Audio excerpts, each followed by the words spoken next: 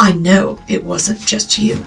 As a matter of fact, I know who it was, and her idea, use of your emotions and your affection to get done what she wanted to do. This is Duncan Bogle, one of the key suspects in the heinous execution of Alex Carter and Briana Sprouse. But nothing prepares detectives for the chilling reason Duncan is about to reveal. She said that he touched her and stuff like that. What does that mean, touched her? So I touched her private parts. And he'd tell everybody it was because he had PTSD. And soon, a chilling truth surfaces. Duncan wasn't the sole reason behind the killings. Someone far more calculating was pulling the strings from the shadows. I admire her. She left it all behind. Yeah. And that's all Missouri does, is punch people in the face and push them down. On November 14th, 2020, in a quiet suburb of Chandler, Arizona, Alex Carter and Briana Wallace were found shot dead on their front porch. As detectives reviewed surveillance footage, phone records, and the family dynamic, one name kept resurfacing: Duncan, also known as Mixi. A transgender woman who had once worked alongside Alex's ex-wife Theresa at a local pizza parlor, Mixi had abruptly left for California just days after the murders. But GPS data revealed a troubling detail. She had been near the crime scene that night. With that crucial lead in hand, detectives quickly tracked her down and brought her in for questioning. You're going to get one opportunity, because everybody's pointing at you, Mixi. Everybody's pointing at you. You're going to have one opportunity to put your side of the story out there. Other than that, people that you thought were your friends are not your friends. Okay? Don't be fooled, because they are all scared and they're all singing like canaries. All right? They want you to take the whole heat for this, and I know that's not true. You're a young person, and I talked to Grandma for a little while. She told me that you have a little bit of some psychiatric issues that you could take medication for if you chose to. She told me that you're young, and you're very easily manipulated. No, that's okay, but that's Grandma's opinion, okay? Inside the interrogation room, Mixi fidgets, her fear barely hidden. The detective calmly mentions a new name, Matthew Plum, a co-worker who helped Theresa hide the gun and cover up the crime. With Theresa and Matthew already in custody, the focus now narrows to Mixi. Once seen as a quiet bystander, she's suddenly at the center of it all. Phone records, timeline inconsistencies, and her long silences start to speak louder than words. But what Mixi says next doesn't just connect the dots, it shifts the entire case. Right now, you're the only advocate for yourself. And the thing that pisses me off is that I believe without a lot of help, this thing would have never happened. A lot of help and a lot of pressure. And I already know that. Again, we talked to Harriet. Harriet's concerned about you. Harriet was concerned before and after. You do have a lot of friends and a lot of people that love you, but I don't want you to get your, what do I want to say? Get your people wrong, okay? Grandma and Grandpa, they love you. Harriet cares deeply, deeply about you. But your short-term friends, they're not your friends, okay?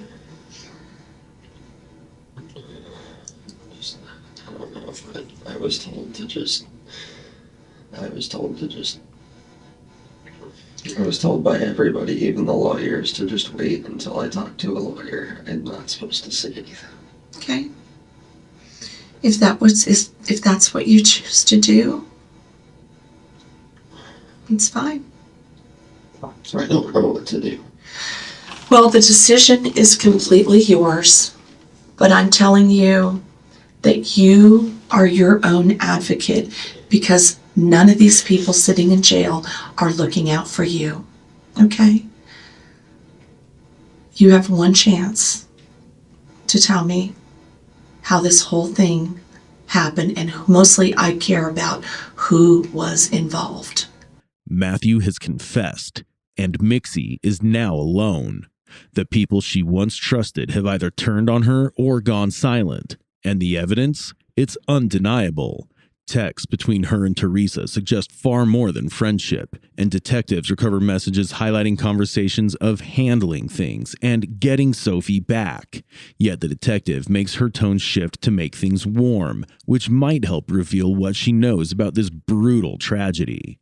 And what she revealed next was a reflection of her devotion towards someone else who might have been the main mastermind behind this. I already read the reports. I know what Matt and Darren said. What? I already read the reports. I know what Matt and Darren said. Mm-hmm. Your name was on the report. Mr. Corporal Purdy, his name was on the report. I remember him. He was the short one with the reddish hair. Yeah. Mm-hmm. I already knew they were going to bring me in here. There ain't nothing I can say. That's it? Okay.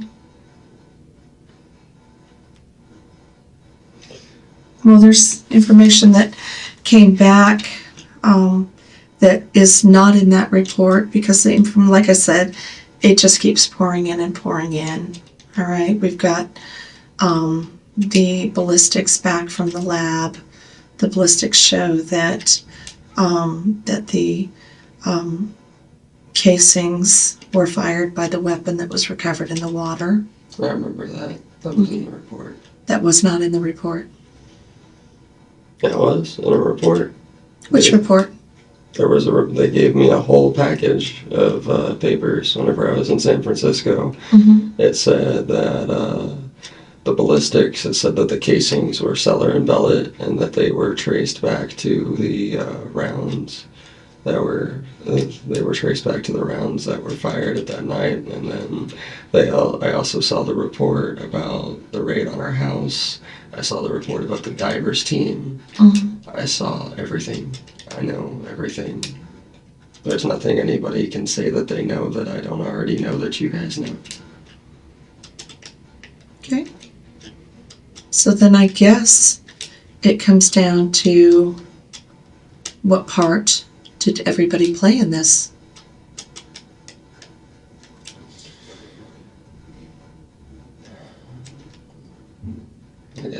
I guess that's the part that nobody knows then. Well, what I need is a confirmation that Matt is being truthful in what he's saying because he's trying to work out a deal right now.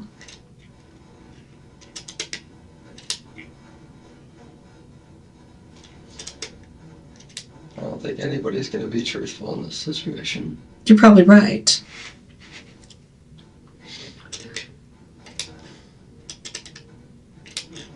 Are you? I have no reason to lie. Why is that?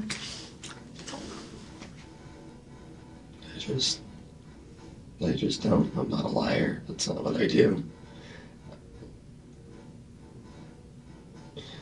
But that also means I keep my promises. Okay.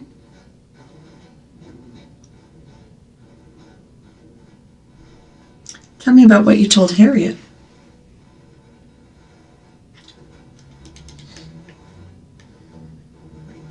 I can't do that. What kind of relationship do you and Theresa have? She's my best friend. Any more than that?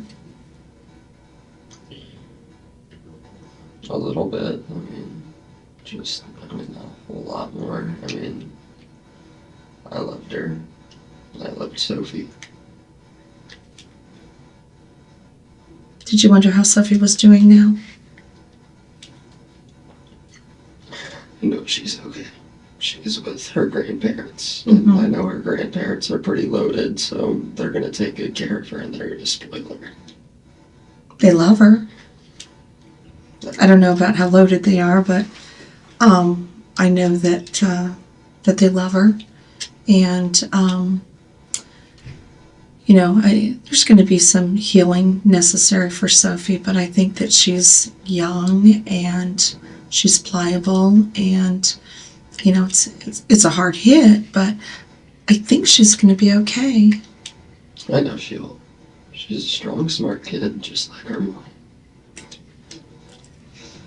It was already clear that the relationship went far beyond platonic friendship. Mixi admits it ran deeper, and all of a sudden, their assumptions make sense now. But the detective doesn't let the moment soften. Instead, she leans in, using Sophie's name as the key that might finally unlock Mixi's guard. How'd you get along with her? Whenever I was around to hang out with them, I got along with her real well. Would you like to play with her? I taught her how to play Minecraft. Really? Yeah. You started young. Yeah. She a good kid? She's a good kid. I can't do this. As long as she's okay. She's okay. She knows what happened, though. I know she does.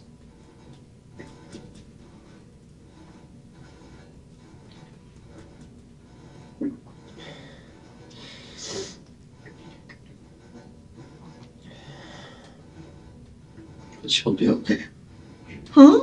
She'll be okay. She's going to take some therapy. I mean, these things don't just, heal up on their own. But I think that her grandparents are going to make sure that she gets that therapy and that support that she needs. Mixi's memories of Sophie aren't fleeting. They're vivid, tender moments, like teaching her Minecraft or sharing quiet meals. They reveal a real bond and a genuine sense of care. But to detectives, this was just one part of the puzzle. Sophie may have been the emotional anchor, but the focus was shifting, because behind those heartfelt memories was another powerful force: Theresa. Theresa had fueled Mixi with stories of abuse, painting Alex as a danger to Sophie. Whether twisted or true, those claims shaped how Mixi saw her role, not just as a friend, but as a protector. And now, detectives needed to understand just how far Mixi was willing to go for Theresa. Was it love, loyalty, or something far more dangerous? Yes. How so? What do you mean? And do you love her the same that you did? Or is it kind of a love attachment that you're confused by now? I still love her the same. I always will. That's never gonna change.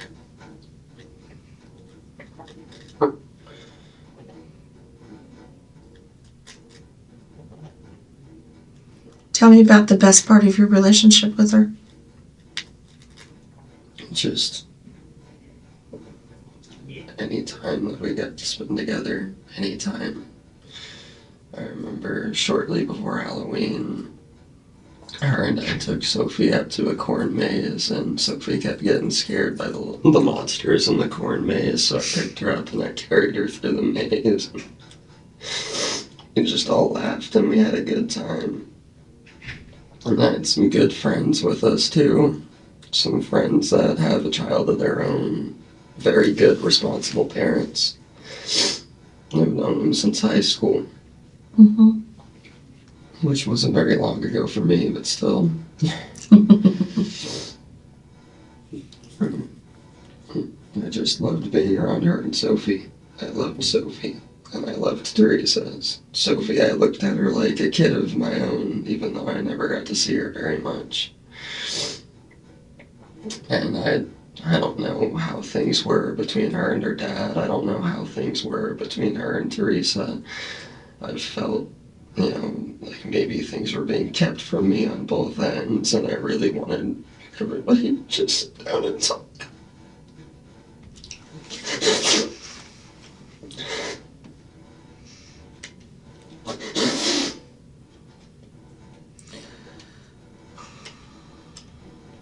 You know, when they interviewed Sophie, based on the allegations that Theresa made about abuse, when they interviewed Sophie, she actually said that it was Theresa that was hurting her, not her dad.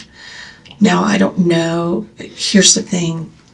You can say to a kid anything and they start repeating stuff. But I know that didn't work out in Tree's favor. I don't know. I don't know what signs she was displaying that would cause anyone to believe that happened. I don't know what evidence there is to say that either one of them was or was not abusing her. I don't know. Did you see anything? I never saw Theresa do anything to hurt her. She was always happy to see Tree whenever she got home. But, you know, Theresa cooked her 3 meals a day, every single day, and, you know, the first several times that I came over, Sophie was completely normal. She had acted, you know, pretty much fine. She'd acted like a normal kid. And then she started getting her back. It was, you know, shortly after I started riding with her to pick Sophie up, because she said she didn't feel safe picking her up alone. And so I came with her a couple times to pick her up, and Sophie started coming back, and she started telling, you know, she started throwing up her food all the time, and we didn't understand why, and she would run off to the bathroom, and we would catch her, like, pushing on her stomach, making herself throw up, like, in the middle of meals. And we asked who taught her that, and she said, Bree. And me and Theresa never poked her or pried her or anything. We never really asked her any questions about it. She just started bringing up things on her own that just didn't seem right. She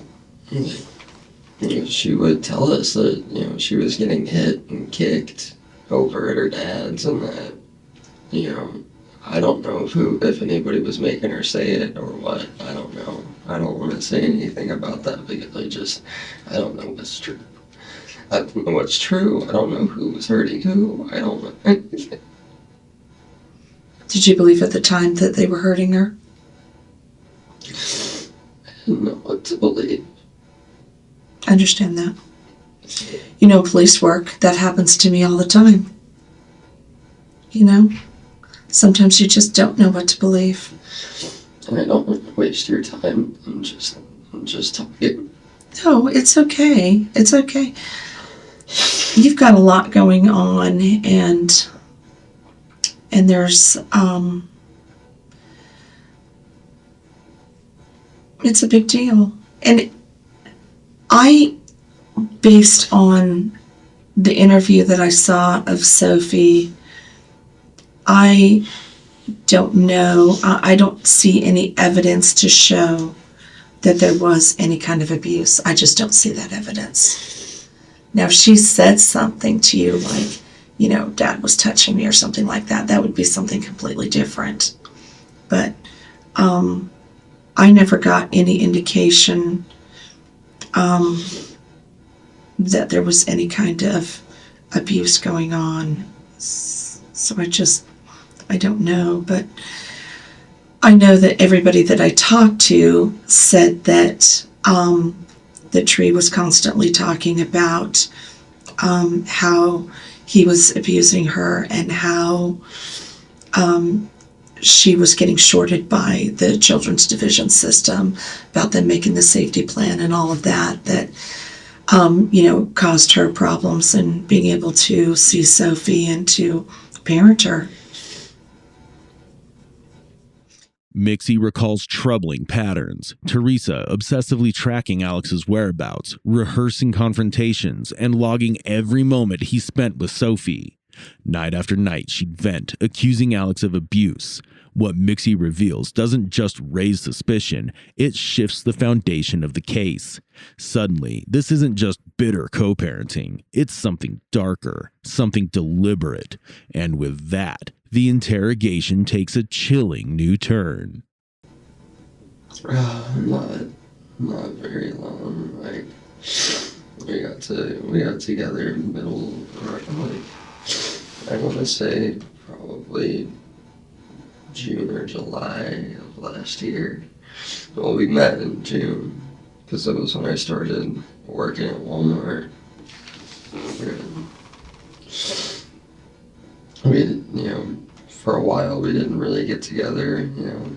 I asked her about it and I told her I liked her, but we never really made anything of it until roughly early July, mid-July. And I don't know, I guess she just liked how I interacted with Sophie, and I had been there for her through some tough times with guys and things like that. One thing I was always proud of her for was that anytime, she wanted to spend time with a guy, she never brought them home around Sophie. It was never something that she did, which I was proud of because my mom didn't even do that for me. And it led to a lot of crappy situations. I had my mom's boyfriend held me at gunpoint when I was 13 years old. My God. What for? We were just arguing. We argued all the time. They argued all the time. Whenever they were arguing with each other, they were taking it out on me. I'm sorry, I don't like talking about this stuff. You don't have to. I've been through a lot in my life. Sounds like it. Very fortunate in the fact that Mixi believed her bond with Sophie was something Theresa valued as something special, but after moments of warmth, Theresa would always shift the conversation subtly and deliberately. Now, as old wounds resurface under new pressure, something begins to crack. What once felt like trust now looks like control. And for the first time, Mixi sees clearly the manipulation she never wanted to believe. I just want things to be back to normal.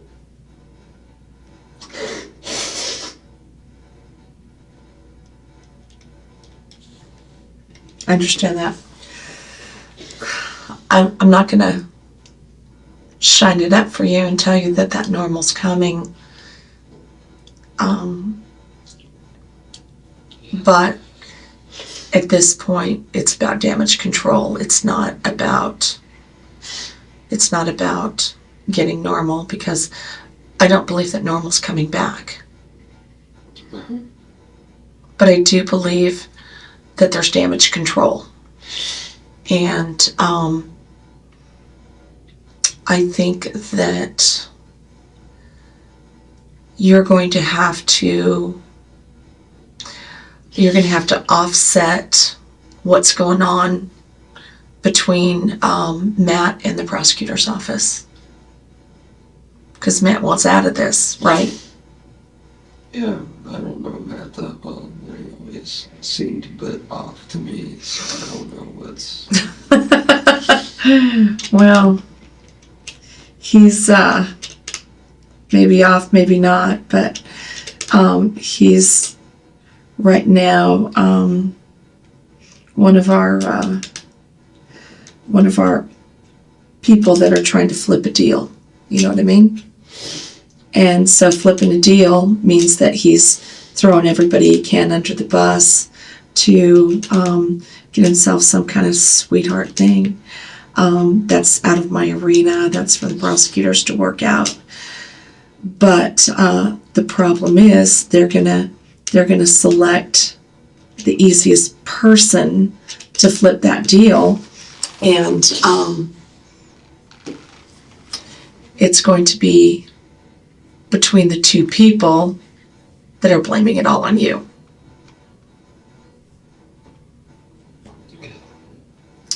Time. I'm not wasting my time. Like I said, I'm an emotional wreck, and I'm still confused about a lot of things, and this is just not a good time to ask me things. Are you confused about how you got drug into this? Is that confusing? A lot of times, yeah. What? I said, yeah, a little bit, because I don't know. I don't know how I'm in this. How do you think you got drug into this? I don't know. Like I said, I don't know anything. How'd you get to San Francisco? I'm backpacking. Why San Francisco? I'd never seen the ocean before. Oh. I wanted to see the ocean. I wanted to see the ocean, and I wanted to be out. And I wanted to, I wanted to see more of the country. I've seen quite a bit of it now, and I'm happy with that. Pretty beautiful. Yeah, it's a really beautiful country.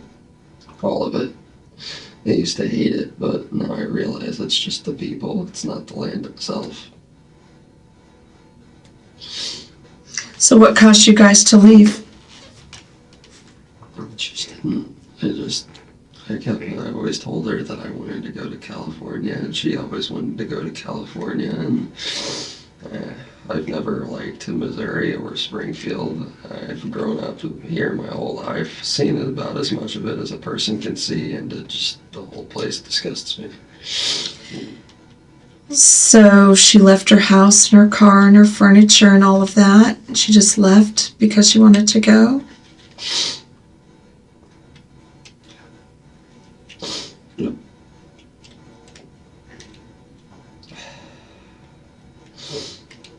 That whole little deal out in front of the courthouse was kind of scary. Never had.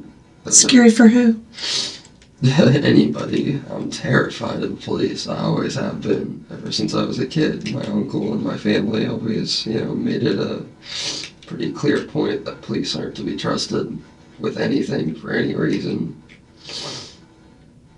Now I'm older and I've met so many nice ones that I don't even know whether I can believe that anymore.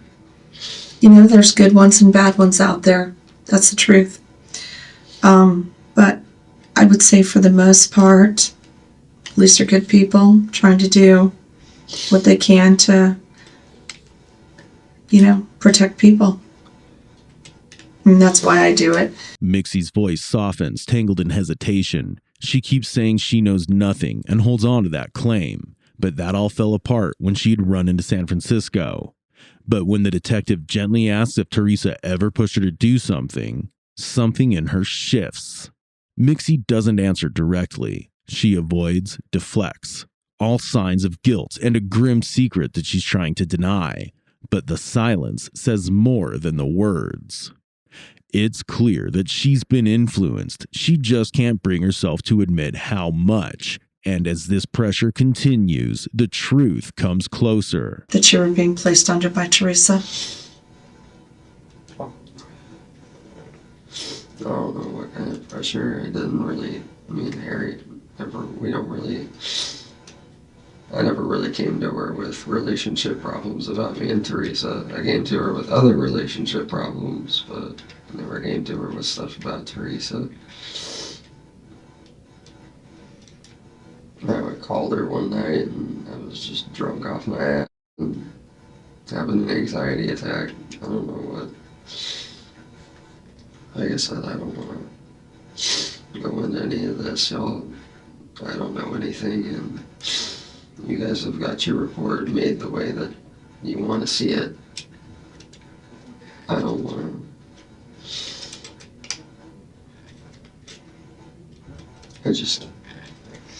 I know you want it to be over. There's one side, there's a beginning, and there's an end. And then there is the way, that middle part from beginning to end. And you'll have to decide whether you want this end to be here or if you want it to be all the way out there.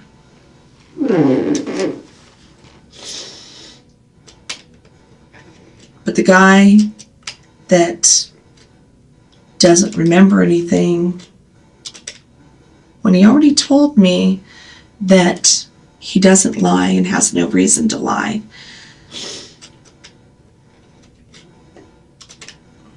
he's not being honest. Like I so there you go. When the investigator gently asks why she's so quiet about Theresa, something shifts. Mixi straightens slightly. Her words become careful, more deliberate. She doesn't argue. She doesn't deflect. But the story begins to tilt. Suddenly, Alex isn't just a victim anymore. Cracks in her denials get bigger. She recalls small things, old arguments, uncomfortable moments, not to accuse, but to explain, as if she's trying to soften what happened, to give it reason. I know that everybody that I spoke to, the resounding theme about Theresa was the situation between Alex and Sophie, and that she had this belief that, Alex was doing this and Alex was doing that. So I know that you must have heard your fill of that. I mean, yeah, everybody did. Everybody. She told Sophie that it wasn't even just her. Sophie had come up to other people and said weird things on multiple occasions. It wasn't like that was some big secret. I mean, whenever she wrecked her car a couple of years back, he took all of the money out of her account, and when she called to ask him if he could bring her some clothes, he said no. And his family blamed the car wreck on her. Was that while they were together? No, that was shortly after they had split up. That was right before the custody battle had started. Theresa thought things were going to be all right and that they were going to have a normal divorce. And she was willing to forgive him for him hitting her. And then her car just ends up not working one day after it worked perfectly fine. And she gets T-boned in an intersection and ends up in the hospital in a coma for about a little bit less than a week. And when she comes to, all of her money's out of her account. Alex is taken off with Sophie for 3 months, and nobody helped her with anything. And for 3 months, there were text messages back and forth of her asking where Sophie is and him not answering. To me, it sounds like he clipped the brakes on her car and tried to kill her and then took her money. But, that's just my theory. That's actually multiple people's theory on that from the 24 hours before that. And that the lady, and that she said the other driver involved had told her that, or not her, but it had reported that she was crossing an intersection and the car didn't stop. And then like that, everything went black, and she woke up a couple days later, and she was pretty broken up. She had 3 or 4 fractured ribs, and no one wanted to help her. Everybody just expected her to get back up out of the hospital and be fine, even though she had no family and no one to take care of her. Where's your parents? Her parents abused her. She ran away when she was 14. Grandparents, aunts or uncles? Grandparents also abused her. They were the place that she ran away to. That girl's fought her entire life for everything she has. I admire her. She left it all behind.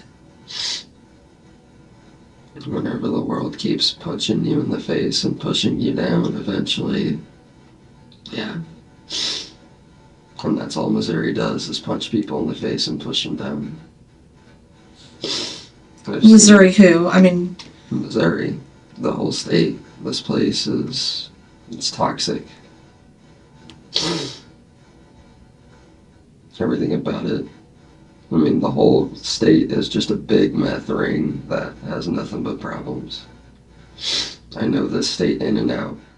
Even now, Mixi's quiet reverence for Theresa lingers. The detective senses it too.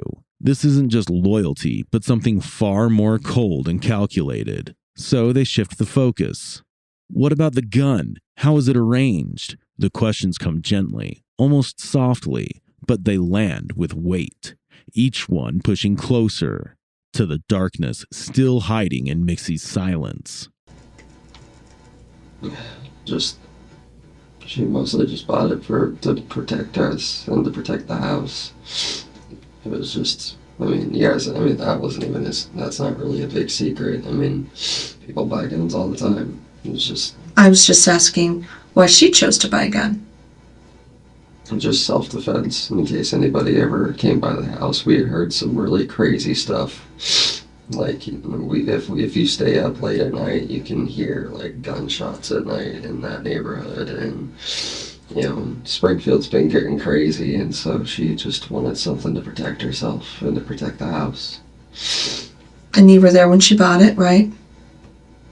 When she bought it, She what? Yeah. Did she buy it for you, or for her, or for the household communal gun? She just bought it for self-defense, to protect the house and to protect herself. It wasn't, she just bought it for her. I like guns, but I've never really been too interested in owning one. I never tried to go out and buy one myself or get a license or go through any training or anything like that. It just wasn't of interest to me. Like I said, it's not abnormal to buy a gun. No, but... After hours of interrogation, Mixi reveals nothing about the night of the murders, so a new detective steps in, taking a quieter and more precise approach, turning the questions carefully, searching for a slip that might pierce the silence. Springfield, Missouri. Cox, South or Mercy? I can't remember. I think it was Cox, but it might have been Mercy. Okay. It's been a long enough time now. And Ronnie is your mom. Who is your dad? My father, his name's Casey Dean Woolsey, but I haven't seen him pretty much my entire life, so. Okay. Where did you go to school at? It depends which grade. I've been to a couple different schools. Yeah, I'll listen to them. I know a lot of the schools in Springfield. I went to York for kindergarten. I went to Westport all the way up until 5th grade. I went to Westport. I went to Studi for 6th and 7th, and then for part of 8th grade, I went to Mooresville, and then the other part of 8th grade, I went to the other side of Westport after they made it into a middle school. Oh yeah, I heard they were going to merge the schools. They did. That's cool. I liked Westport. And then high school. Did you go to Central? Yep. Central and Mooresville, on and off. The detective eases into the past, guiding Mixi through memories she rarely shares. Oftentimes, by allowing the suspect the space to be vulnerable, a sense of trust gets established, making them more amicable to telling the truth. And this seems to be working, as all of a sudden she opens up about something rather deeply personal. And with that, the story takes a darker, more complex turn, adding yet another layer to this already twisted case. So, just nothing I really like talking about, because I've learned how to get over a lot of my issues on my own. Do you have any diagnosis? They did diagnose me with schizoaffective disorder when I was younger, but that was several years ago. I don't even know if that's correct now. Okay. Especially since I was 13 when they diagnosed me, and their diagnosis was based off of a psych eval that I pretty much did not give two hoots about filling out the right way. Yeah, I understand that, especially at 13. Did they follow up with that later, or did they just leave it at that? They pretty much left it at that. I've asked people to get me another psych evaluation going, but nobody ever listened. I'm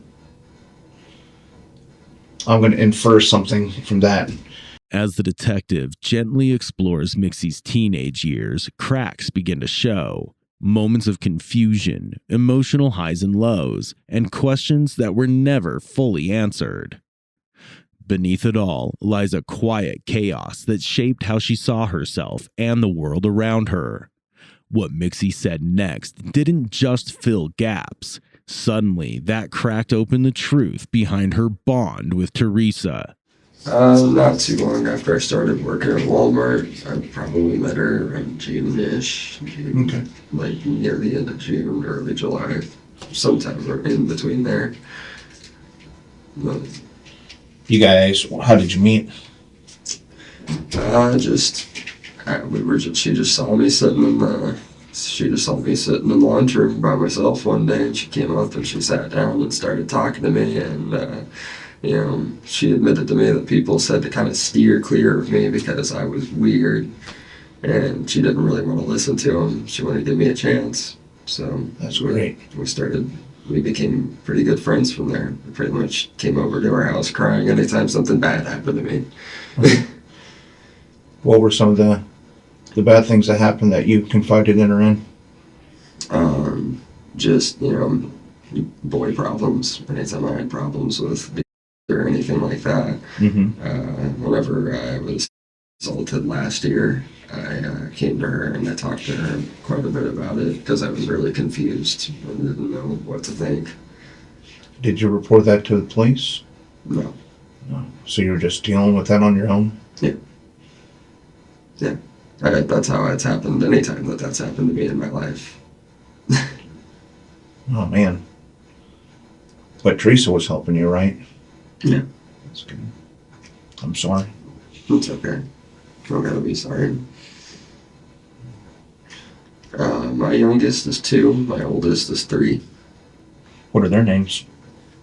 Anastasia and Dylan. Anastasia's the oldest one. Dylan's the youngest one. Gotcha. Thank you. What kind of mother are you to them?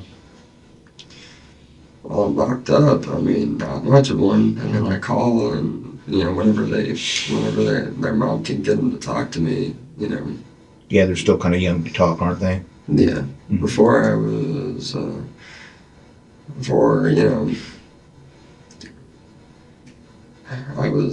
was going to see him I was going to see him once a weekend and stuff like that.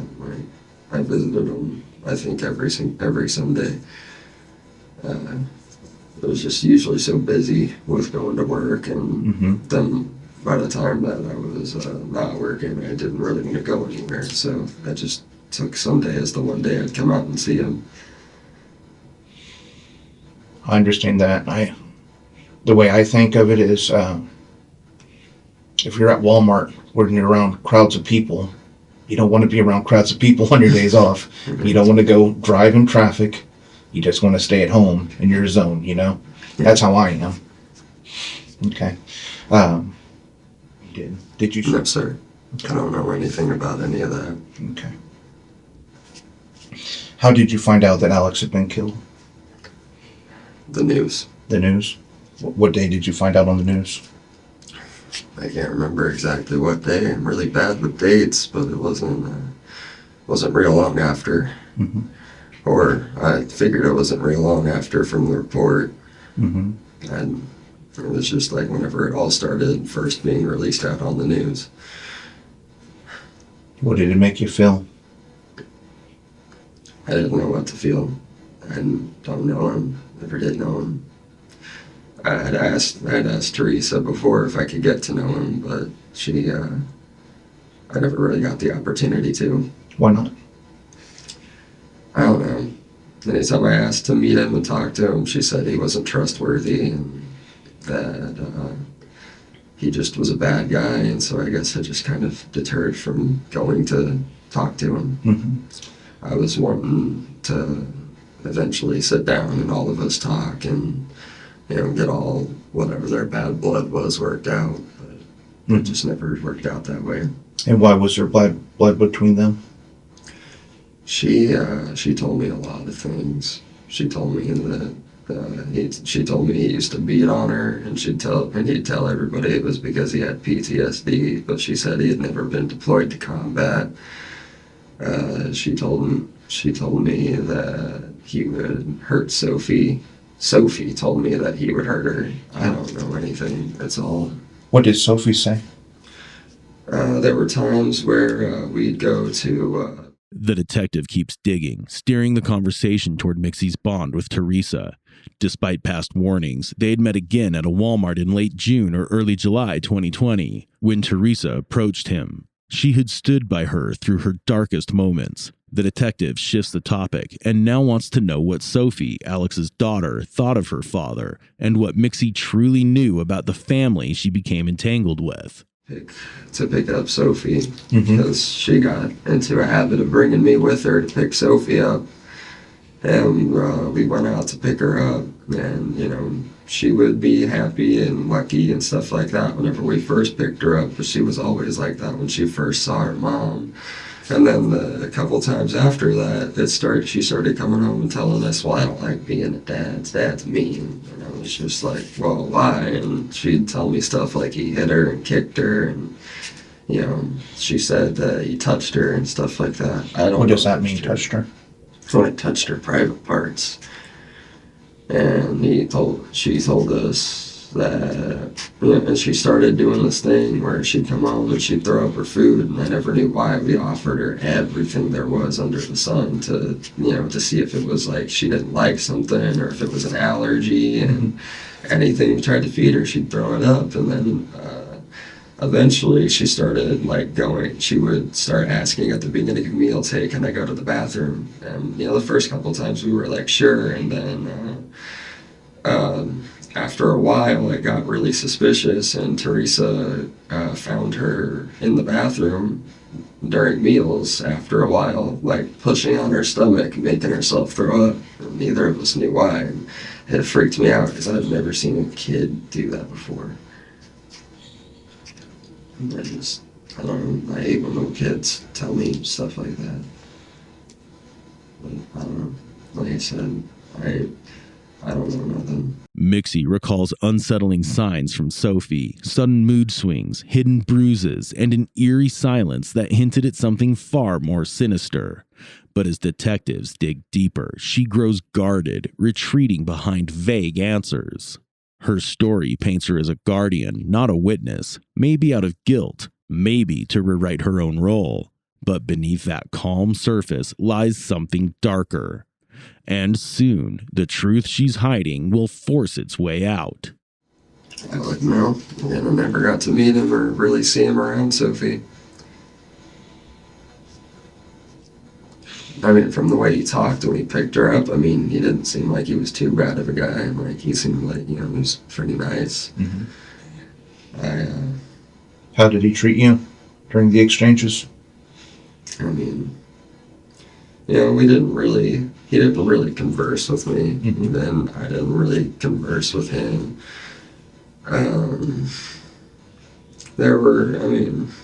He was usually pretty nice. I mean, you know, sometimes he'd say, hi, how are you? And I'd wave or something like that. It was usually a really small, brief interaction. And I didn't know him or any of that. Okay. What kind of mother is Briana?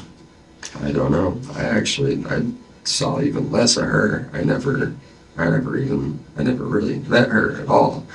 Okay. Actually. I had seen her face, and that was about it. How did you see her face? She would usually sit in the car right next to us during exchanges. Where would you guys meet at?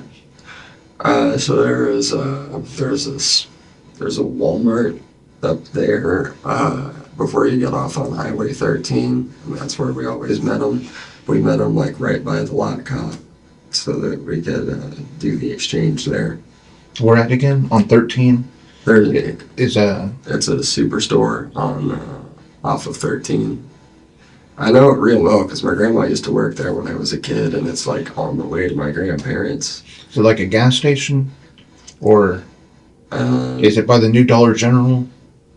It's across the street from Golden Corral. Okay, gotcha. When's the last time you saw Alex? At the last time we exchanged. Do you know when that was? I don't remember now. It's actually been quite a while. Because you guys were having some going back and forth, right? Where he wasn't giving Sophie back. Is that right or wrong? That is correct. After that last exchange, we went to pick her up the weekend after that, and we were told that he wasn't to give her back to us, and Theresa thought he was lying. She thought that he was just trying to keep her from us, or she thought that maybe he lied to CPS or something like that. I didn't really know a whole lot about all of it. I usually let that be their deal. Okay. So, was DFS, were they think that? I don't know. I mean, she didn't like him. I knew that. I can't imagine her doing something like that. Doing something like what? Oh, no, I'm just saying wish. I'm not saying that she did anything. I'm just saying, did you guys ever talk about it and be like, man, I wish this guy would just go away? I wish. How great would my life be if I just had Sophie all the time and didn't have to deal with all his drama? No, we never really discussed anything like that. Trust me, we liked having a little bit of time away from her because she was a handful. Mm-hmm. I mean, I appreciated, that she was still able to see her father and her mother, because my kids, they spent all their time around their mom for about the first year of both of their lives. I wasn't around all that much. Did you not know about the kids, or did you know and just had... Mixi stays in denial, repeating that she didn't want to waste anyone's time, which is a clear tactic to steer the conversation away from uncomfortable truths. But when she speaks about the paperwork being filed, it becomes clear just how desperate Theresa was to regain custody of her child. Sensing a thread worth pulling, the detective shifts focus back to Alex, hoping that buried in that connection might lie the key to uncovering Mixi's true motive. Like, if you had to name, the real true victims in all this, who do you think the real true victims are? I have no clue. No. I mean, I wouldn't know. I guess it just depends on how you look at it. How do you look at it, though? I want to know what you think. I want to know what your feelings are on this. I think people have talked to you and they glossed over what you think and what your feelings are, and that's important to me. That's why I'm here. I don't know. I don't know how to answer that question. I'm sorry. Okay.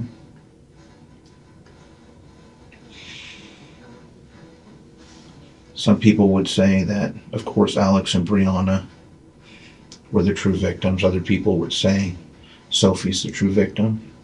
Other people might say, Matthew Plum is the true victim, or you're the true victim, or Theresa, folks that are incarcerated, are the real victims, but you don't have any. No. Okay. I don't believe it's up to me to decide who the real victim is and all of it. Sounds like everybody's got a raw deal. Yeah, definitely. Is there anyone that you would be suspicious of?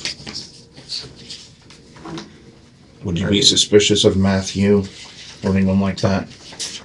I mean, he always seemed a little bit off to me, but I wouldn't see him doing something like that.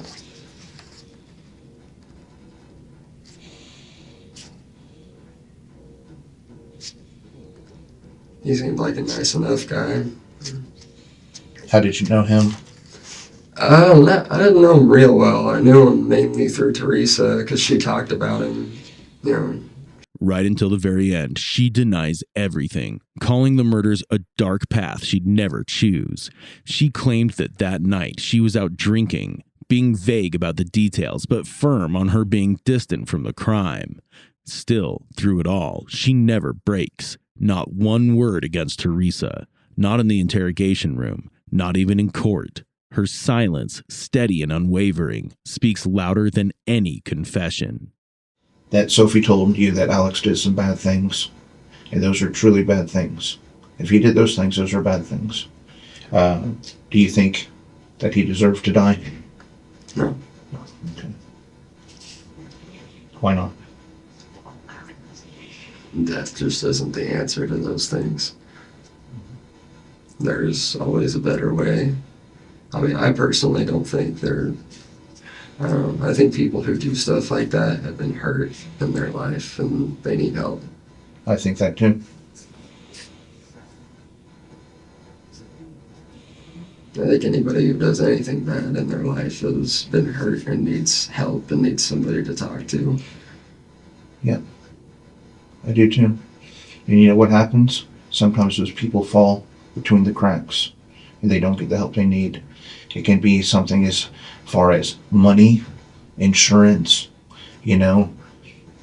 instability at home, instability in relationships, stress that, just stress that people shouldn't have to deal with, And so then you're going through something and then you have the stress on top of it. There's a cause for every effect. There's a cause for every effect. There's no black and white anymore. There's not bad guy, good guy. It's all grays. It's all grays, and life is hard.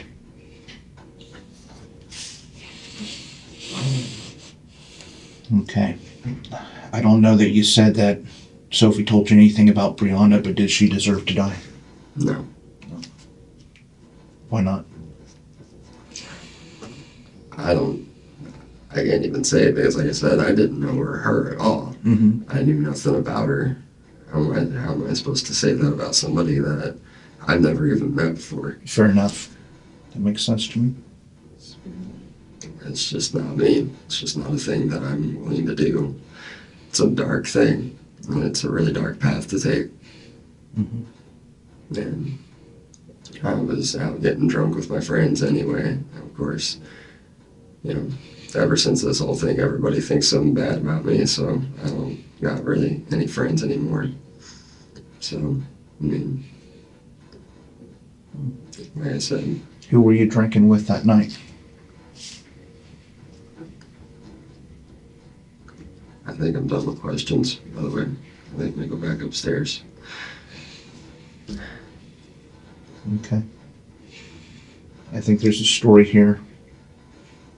I think you have a story that people don't understand. I'm reading stuff on Facebook. Your stuff's going on Facebook. And people are saying negative stuff about you. They're saying really rotten stuff about you. And I don't think they know the whole story, and I don't think it's fair. That doesn't matter, man. I just want to go back up to myself. Okay, you can do that if you like. Thank you for giving me a chance to talk to you. Go ahead and have a seat. I got to call someone to come get you, okay? The trial exposed Theresa's deep grudge and Mixi's blind devotion. In a dramatic confession, both pleaded guilty to second-degree murder and were sentenced to life, ineligible for parole until 2073. Accomplice Matthew Plum received 8 years.